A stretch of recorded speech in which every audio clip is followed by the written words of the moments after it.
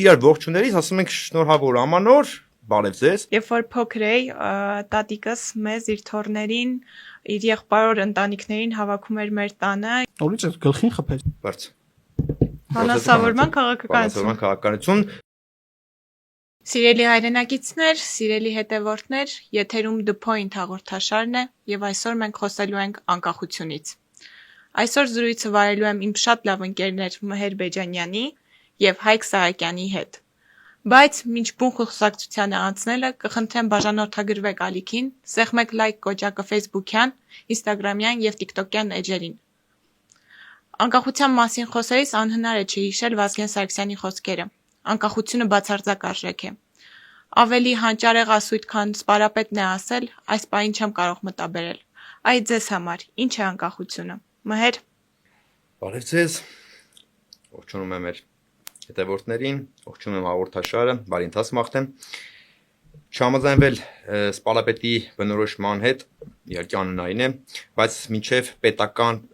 անկախությունից, պետության անկախությունից խոսելը կուզեի խոսենք անձի, քաղաքացու, յուրաքանչյուրիս վերաբերմունքի ընկալման արժեհամակարգում այդ անկախության դիրքի մասին։ Մի դրվագ պատմեմ, որ առօրյա կենցաղ է, որ ամեն մեկիս հետ պատահում է ամեն տարի, բայց չգիտեմ, որ մեկս ինչքան է ուշադրություն դարձրել։ Տեսեք, դեկտեմբերի վերջ ամեն տարվա 23, 25, 27-ից սկսած միշտ իրար ողջունելիս ասում ենք շնորհավոր ամանոր, բարև ձեզ, ու դա ընկալվում է նույն կերպ, ինչ կերպ, որ ընկալվում է բարև ձեզը։ Բայց սեպտեմբերի 21-ին մենք որ ասում ենք շնորհավոր անկախություն տոն, զարմանք է առաջացնում դիմացինի մոտ։ Սա շատ լուրջ ցուցիչ է հենց մեր ու անկախության հարաբերությունների մասին։ Քո խոսքի վրա մի շատ կարևոր բան մտաբերեցի, երբ որ փոքր էի, տատիկս մեզ իր թոռներին, իր եղբայրոր ընտանիքներին հավաքում էր մեր տանը եւ պարտադրում էր, որպեսզի նշենք սեպտեմբերի 21-ը անկախության օրը։ Ինչու եմ օգտագործում պարտադրել բառը, որովհետև 3-4 տարեկան ծովինային այդքան էլ հասու չէր, թե ինչն ենք նշում եւ ինչ կա դրա մեջ այդքան ուրախանալու, բայց տատիկս ամեն տարի քրտնաջանորեն մեզ բացատրում էր, որ անկախությունն էլ պետության ծննդյան օրն է եւ ոնց որ նշում ենք մեր ծննդյան օրը, այնպես էլ պետքա նշենք պետության ծննդյան օրը։ Տատիկս արդեն ցավոք չկա, բայց տատիկիցս հետո անգամ մենք բոլորս իր թոռները անկախության օրը կրկին նշում ենք, բայց հիմա արդեն ոչ թե պարտադրաբար, այլ գիտակցաբար, որովհետև մենք արդեն ընկալում ենք տատիկիս գաղափարախոսությունը, հասկանում ենք, որ պետությունն առանց անկախության դա տխուր ինչ-որ մի բան է եւ պետք է անպայման ունենալ այդ անկախությունը եւ շատ կարեւոր է որ յուրաքանչյուր 5 տարին մենք բոլորս գնանք ընտրության եւ մեր քվեն տանք անկախության համար, որովհետեւ յուրաքանչյուր 5 տարին մենք ընտրում ենք իրականում ոչ թե որևէ ուժի, այլ մենք ընտրում ենք անկախությունը եւ ընտրությունների չգնալը իմ համար նույնքան անհասկանալի է, նույնքան դավաճանական քայլ է, որքան, չգիտեմ, ասենք լրտեսական աշխատանքների մեջ ներգրավված լինելը։ Այ այս կոնտեքստում ինչ կասես Հայկ։ Շնորհակալ եմ, բարև ձեզ։ Նախ քեզ շնորհավորում եմ Ծովինար ջան։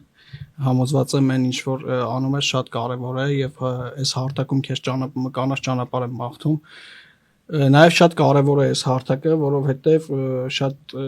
այնքան լավ բաներ պատմեցիք երկուսով, չեմ էլ ուզում հիմա, բայց ստիպված եմ ձեզ բերել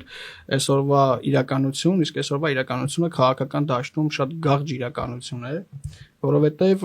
անկախության մասին խոսում ենք, դες Վազգեն Սարգսյանին հիշեցի, ես հիշում եմ, որ Վազգեն Սարգսյանը ասում էր անկախության մասին հարց տալը, դա նույնն է ոնց որ հարցնես ինչ կարծիք ես ծնողիդ մասին, բայց արի ուտես որ 2025 թվականին մենք էլի ստիպված քննարկում ենք այս թեման, որովհետև քաղաքական դաշտում քիչ չեն, ավելին շատ են, իրենք նաև շատ մեծ ռեսուրսներ ունեն, լրատվական ռեսուրսներ ունեն եւ անընդհատ այդ անկախության մասին բարձր խոսում են, բայց իրենց քաղաքական խոսույթով, իրենց կապիտալով ծառայում են նրան, որ մենք չունենանք անկախություն։ Եվ մենք ստիպված նորից 2025 թվականին քննարկում ենք այդ անկախությունը, որտեղ մեր հասարակության մեջ այս թեման կարծում եմ միշտ պետք է ակտիվ պահել, միշտ պետք է քննարկել, միշտ պետք է խոսել։ Ես առհասարակ կարծում եմ, որ անկախության մի քանի փուլեր ենք ունեցել, առաջին փուլը դա 91-ից 99 թվականներ, երբ պատերազմից հետո նոր անկախացած երկիր եւ շատ բարդ շրջան անցանք, բայց իրոք անկախ երկիր էինք ու 99-ի հոկտեմբերի 27-ին կարծես թե այդ գրակոչը մեր անկախության վրա էր եւ մեզ ասացին, որ դուք չեք կարող անկախ լինել։ Եվ դրանից հետո մենք շատ խորը ճգնաժամի մեջ ենք եղել, այդ մհերի նույն ասած հասարակության գիտակցումը նաեւ դրանից է եկել, որովհետեւ մենք 99-ից մինչև առնվազն 2018 թվական անկախ պետություն չենք եղել։ Հիշում եք մինչև 99 թվական այդ նույն հանրային ընկալման մեջ ինչ վիճակ էր։ Այսինքն դժվար ժամանակներ ոնց ասել շատ ճիշտ, բայց եկա հասարակությունը հույս կար, հասկացողություն կար, լրի վերաբերյալ։ Տես, ես կարծում եմ երկրորդ շրջանը եղել է 2018-ից 2020 թվականը, որտեղ էլի 2018-ին այդ process-ները, հեղափոխությունը բերեց նրան, որ մեր ժողովուրդը սկսեց, չգիտեմ, գոնե ընտրության գնալ եւ իր քվեն տալ արդար, այսինքն հավատ առաջացավ, այո, հույս կար մարդկանց մեջ եւ նորից 2020 թվականի 44-օրյա պատերազմը նրա մասին էր, որ դուք նորից չեք կարող անկախ լինել։ Ու անդադ ինչ որ մեկը ոնց որ խփի մեր գլխին այդ անկախության պայքարում եւ ասի, որ դուք չեք կարող անկախ լինել։ Դրանից հետո եղել է մեր պետությունում 2021 թվական, 22 թվական եւ 23 թվական արդեն Արցախի որպես այդպեսին դուրս գալը արցախցիների այնտեղից եւ ես կարծում եմ, որ ինչ որ շրջան նաեւ արցախցիները պայքարում էին այդ անկախության համար եւ նույն այդ արտաքին ուժերը եւ այստեղ իրենց սպասարկումները, ովքեր սպասարկում են անդադ, հիշում եք ինչեր էին գոռում Արցախի մասին։ Գրել էին նույնիսկ ես հիշում եմ, որ մտնում էիր Արցախ, բան կար այդտեղ այդ ցուցանակի վրա գրած էր ազատ Արցախը ողջունում է ձեզ։ Եվ այդ մարդիկ, ովքեր պայքարում են այդ անկախության դեմ, իրենց կառավարման շրջանում այնպիսի բաներ էին գոռում այդ Արցախի մասին։ Ու մեկ էլ եկան նորից այդ գլխին խփեցին ու ասացին դուք անկախ չեք կարող լինել։ Ու էլի հիմա 2025 թվական, օրինակ երկրորդ նախագահ Ռոբերտ Քոչարյանը, որ միութենական պետության քարոզ է անում, հիմա տեսեք նորից եկել է դաշտ, նորից ուզում է ինչ-որ, չգիտեմ, ինչ է ուզում այս մարդը, օրինակ ձեր կարծիքով ինքը ինչ է ուզում։ Բայց 23 թվականի, մինչև 23 թվականը Արցախի անկախությունից ենք խոսում։ Մի հատ շատ կարևոր հանգամանք պիտի հաշվի առնենք։ Ամբողջ 30 տարվա ընթացքում Արցախի վերնախավը նույնիսկ այն ժամանակաշրջանին, երբ որ Հայաստանի Հանրապետությունն էր Արցախի անվտանգության երաշխավորը, ապավինել է ավելի շատ Ռուսաստանի Դաշնության վրա, քան թե Հայաստանի։ Ու հենց այդ նույն Ռուսաստանի Դաշնության խաղապահներով անվտանգություն ապահովված օրներ, որ իրանք լքում էին Արցախը։ Այստեղ շատ կարևոր է, այսինքն մենք որ անդադ ասում ենք անվտանգության բաղադրիչներ պետք է չգիտեմ դիվանագիտական ռազմական, հենց այս դիվանագիտական կտորը ու այդ ընկալումը, որ եղել է, այդ մոտեցումը, որ եղել է քաղաքական իշխանության, կամաց այդ ընկալումը փոխանցվել է արդեն հասարակությանը եւ մեր արցախցի քույրերն ու եղբայրները նույն կերպ արդեն սկսել էին ապավինել Ռուսաստանին։ Դե շատ ճիշտ ես ասում, այստեղ մի բան էլ հիշեցի, որովհետև այդ մարդիկ, տես այդ շրջանը, որ Հայաստանի Հանրապետությունում նախագահներ են եղել, իրենք էլ իրենց ամբողջ իշխանական, այսպես ասած, կապիտալը ոչ թե ծառայեցել են պետության զարգացմանը, այլ ծառայեցել են նույն Ռուսաստանի Դաշնության համար։ Ոնց կասեր Ռուսաստանի Դաշնությունը, այստեղ այդպես էլ կանեին։ Ես անընդհատ մի բան եմ հիշում, երբ որ մենք Արցախի թեմայից ենք խոսում, հիշում եմ, որ ամեն տարի համահայկական հիմնադրամ կար եւ այդտեղ ինչ որ բաներ էին հավաքում։ Ամեն տարի այդ գումարը հավաքում էին, որ Արցախի դիրքերում ջուր քաշեն եւ ամեն տարի չէին քաշում այդ ջուրը։ Մինչև քաշում են։ Հոկտեմբերի 27-ից խոսեցինք եւ պետք է հասկանալ, թե մենք ինչ ունեինք հոկտեմբերի 27-ից առաջ եւ ինչ ունեինք հոկտեմբերի 27-ից հետո։ Հոկտեմբերի 27-ին ունեինք տարածաշրջանում ամենամարտունակ բանակը, ունեինք հաղթանակած պետություն, ունեինք պետություն, որը օրըստօրե զարգանում էր, տնտեսապես ունեինք պետություն, որը կարողանում էր բանակցությունների ժամանակ խոսել հավասարի դիրքերից եւ այն ինչ ունեինք հոկտեմբերի 27-ից հետո 180 աստիճանով տարբերվում էր։ Ունեինք կեղծված ընտրություններ, ընտրակաշառքներ, գողացված ընտրատուփեր, քվյատուփեր եւ արդյունքը այդ ամենի հանգեցրեց այն, որ ստացանք պատերազմ, ստացանք կորցված Արցախ եւ դրանից հետո այն ուժերը, որոնք եղել են հոկտեմբերի 27-ի ժամանակ իշխանություն, տարիներ հետո կրկին վերարտադրվում են, վերաթողարկվում են եւ փորձում են քաղաքական պայքարի մեջ մտնել։ Այդ բանը, ինձ այդ վերաթողարկվելու պահը հիշեցնում է մի սերիալ, Կասանդրա սերիալ կար, Ռոբերտ Քոչյանը ոնց որ այդ սերիալի սեզոնները լինի, անընդհատ ինչ որ թողարկում էինք իրան, անընդհատ ինչ որ խոսույթ է գեներացնում։ Հիմա այդ մարդը օրինակ ունի նաև, տեսեք խնդիրը գիտեք որն է, օրինակ հոկտեմբերի 27-ից երբ որ խոսում ենք,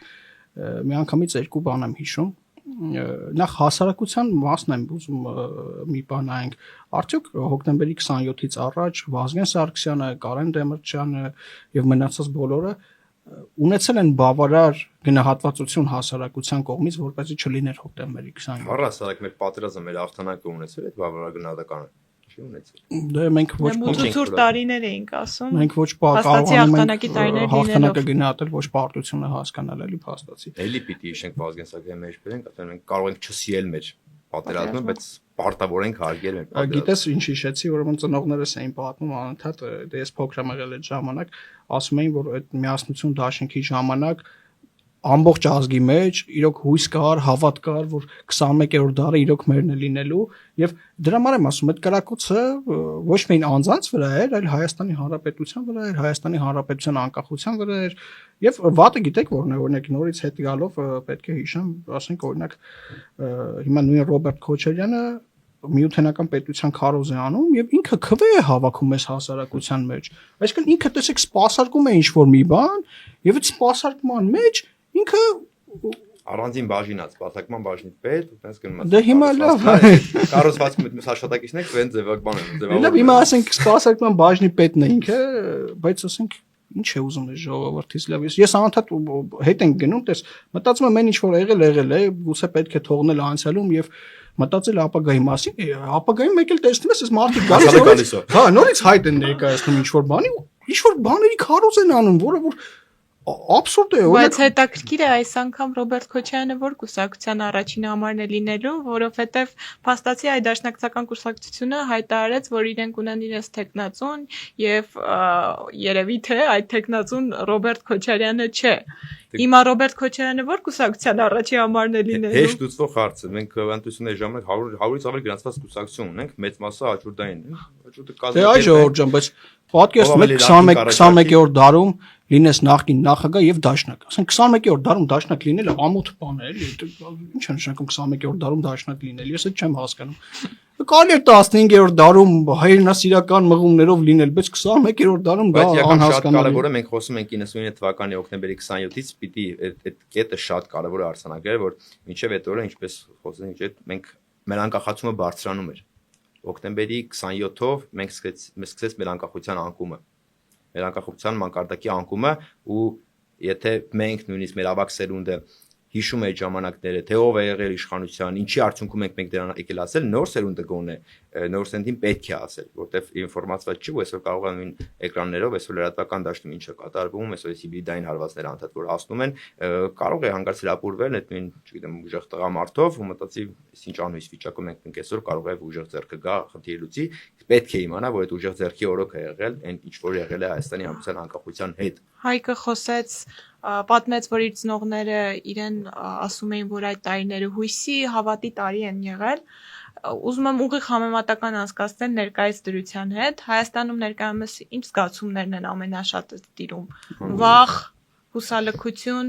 ատելություն, անհանդուրժողականություն, բոլորը բացասական էմոցիաներ են ու պատերազմից հետո այդ էմոցիաները ավելի շատացան ու ինչ որ պահի արդեն սկսել են նաև հասարակությունը խեղդել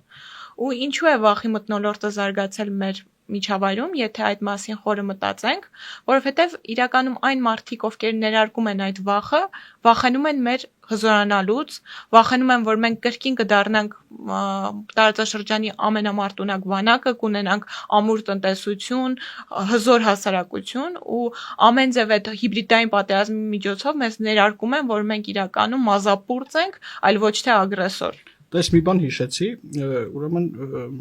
նույն էլի չեմ ուզում այս թեմային շատ անդրադառնանք, բայց երևի այս թեման այսքանով երևի ամփոփենք, նույն Ռոբերտ Քոչարյանը ասում է, որ պատերազմը հայերն են սկսել, չէ՞ ասում պատերազմը հայերս ենք սկսել, էլի,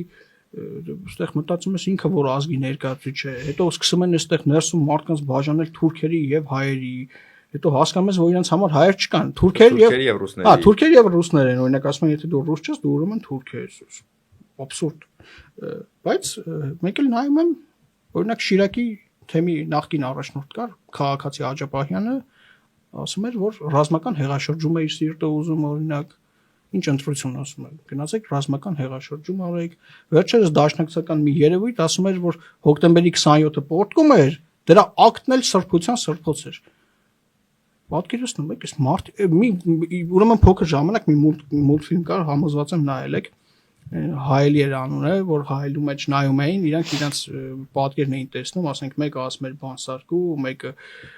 մարդասպան, այն գյուղացիներն էր տեսնում, ասում էր գյուղացին աշխատում ոչ մի բանի չի հասնում։ Սատանա քաղաքում։ Հա, սատանա, հասկանում եք, այս մարդիկ առաջնորդվում են այդ մուլտֆիլմի տրամաբանության մեջ։ Այս ժողովրդին եւ այս հասարակության նայում են իրենց աչքերով եւ դրա համար անընդհատ գեներացնում են այդ խոսույթը։ Ասենք Ռոբերտ Քոչյանը ասում էր, միջև քոքը մաշացնելու եմ։ Հա, ու մաշացրեց, ասենք, չգիտեմ, այնտեղ։ Այն մի տերտերին բերեց փողոցներում սարքեց վարչապետի տեխնացու նայել աչ ու ձախ ինչ ասես խոսում էր։ Հետո այն մեկին, այսինքն ինքը նկատի ուներ այդ արժեքները, հասկանում ես, ինքը այսօր մենք անկախությունից ենք խոսում, որովհետև հակառակ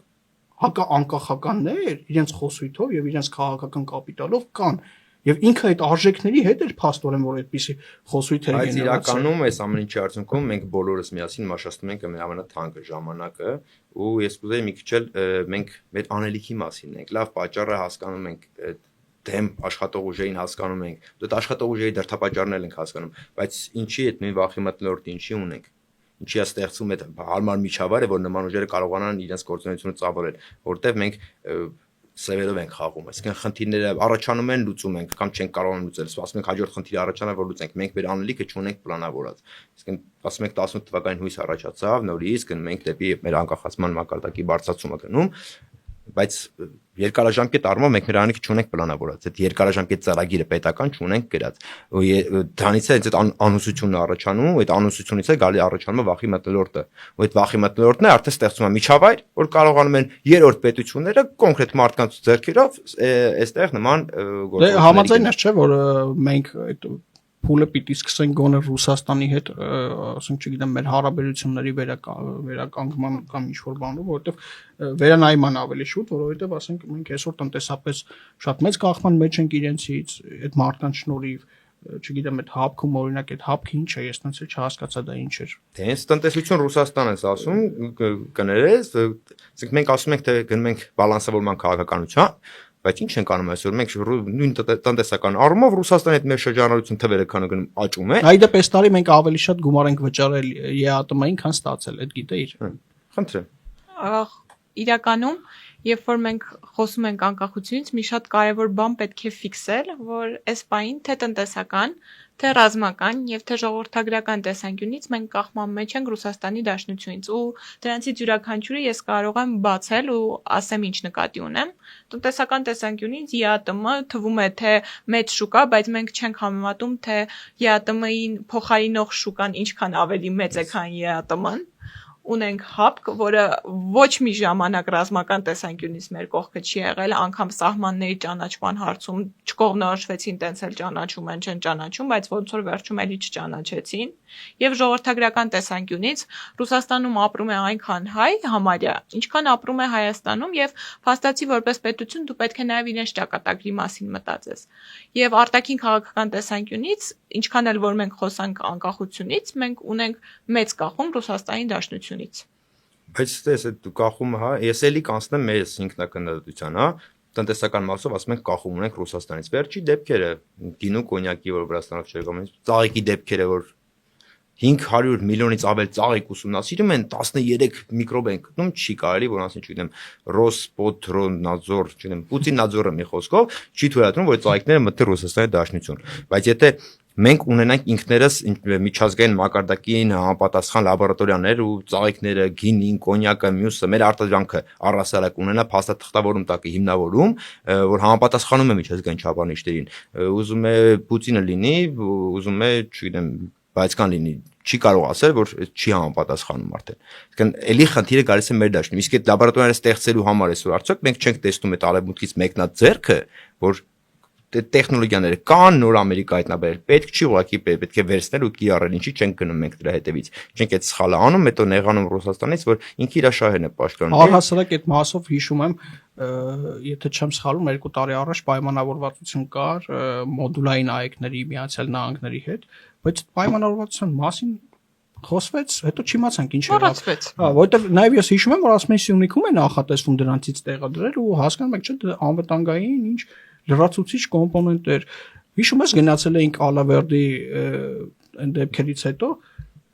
այդ 20-30 կհիշես ինչ ձև էր սարքած այդ բանը երկաթգիծը։ Ես հիշում եմ պլյուսված հատվածը, որ մինչև հիմա սարքում են։ Դե մի 15 տարի կսարքեն։ Ռուս ախր նայեք ԵԱՏՄ-ն, ես այսպեսի համատություն եմ անում։ ԵԱՏՄ-ն օրինակ նման է լավ սովորող աշակերտի, երբ որ ինքը դպրոցը ավարտում է եւ ուզում է գնալ ինստիտուտում սովորել, բայց իրեն ասում են, չէ, այդ ինստիտուտը լավ տեղ չէ, ուր ես գնում այնտեղ։ Արի մի հատ էլ նորից դպրոց սովորի, անդադ էս փակ շրջափուլի չզարգացող, լավ հասկացանք, բայց ինչ-որ կետում զարգանալու ենք, ախր մենք քաղաքակրթություն ստեղծած ազգ ենք։ Այդ եվրոպական արժեքները իրոք կա մեր մեջ, նույնիսկ եթե Եվրոպայի մասն էլ չխոսենք, չասեն եկել են միանգամից Եվրոպայի քարոզ են անում, էլի լավ արաբական շուկա կա, ժողովուրդ ջան, ասենք ավելի մեծ ու ավելի թանկ շուկա է, քան այդ ԵԱՏՄ-ը, որտեղ որ մենք գտնվում ենք։ Եվրոպայի քարոզը որն է, Եվրոպայի գծով նույն ΑΕΚ-ի շրջանակներում էլի 60000 քաղաքացի ստուգությունները հավաքեցին, տարան, հասցրեցին ազգային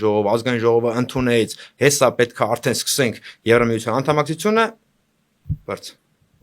Բանասավորման քաղաքականություն բանի այդ շրջանառությունը տնտեսական եկնիշ երաժիշտ թվերով աճում են 50% մեծացել է ծավալը ծաղիկի դուր բան արտահանման, բայց 13 հատ միկրոբ կա մեջ։